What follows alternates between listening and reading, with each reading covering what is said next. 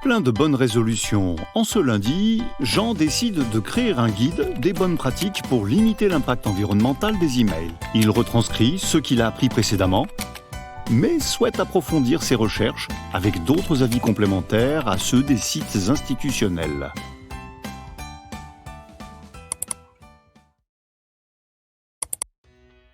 Pour bien commencer la semaine, voici 10 astuces moins courantes, mais tellement utiles, pour limiter l'impact de vos emails. Première astuce. Ne pas supprimer tous les emails inutiles sans les ouvrir. Ne supprimez pas machinalement tous vos emails inutiles sans les avoir préalablement ouverts. Prenez le temps de vous désabonner. Et de supprimer ensuite les emails de désabonnement envoyés automatiquement. Conseil. Faites-le immédiatement pour ne pas les laisser s'accumuler. Filtrez les emails.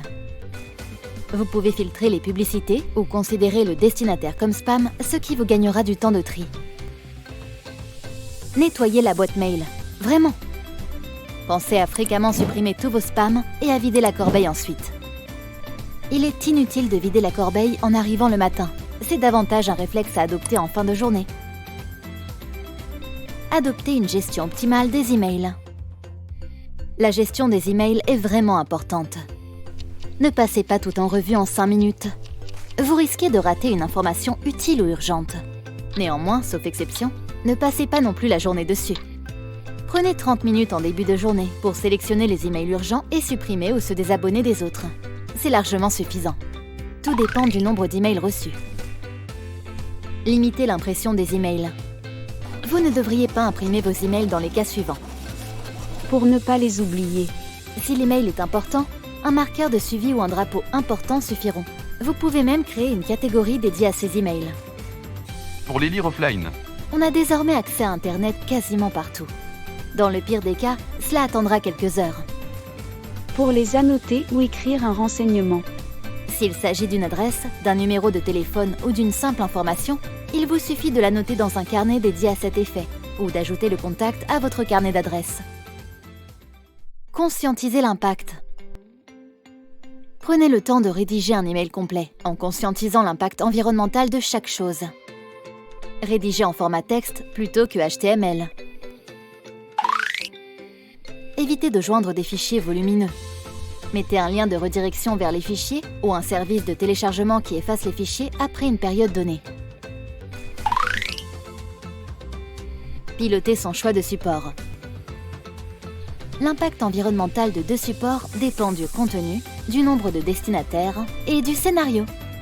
Alors, plutôt que de se demander comment vous allez envoyer votre message, faire le bon choix écologique, c'est utiliser les deux médias de manière complémentaire afin de mener au mieux une campagne de communication efficace et éco-responsable.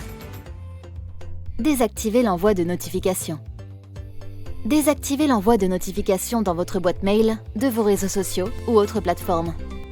Cela vous évitera de recevoir un email pour chaque notification. La planète et votre bien-être vous remercieront. Faites preuve de créativité. Oubliez les emails merci ou pause-déj.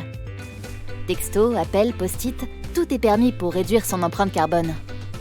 Sauf peut-être l'aller-retour en voiture. Mais à pied ou à vélo, aucun souci. Évangélisez et encouragez les bonnes pratiques. Prônez les comportements responsables. Sensibilisez votre entreprise, vos collègues, clients, fournisseurs aux bonnes pratiques et aux bons réflexes. Évitez l'envoi d'emails pour évangéliser. Soyez moteur pour organiser des réunions d'échange et traiter les sujets de vive voix, pour lancer des challenges en interne afin de diminuer l'empreinte CO2 de sa boîte mail. Mettez en place des plateformes et outils de communication parallèles, WhatsApp, Teams, bref, laissez place à votre créativité. Le guide est terminé. Et si je le partageais aux collègues ?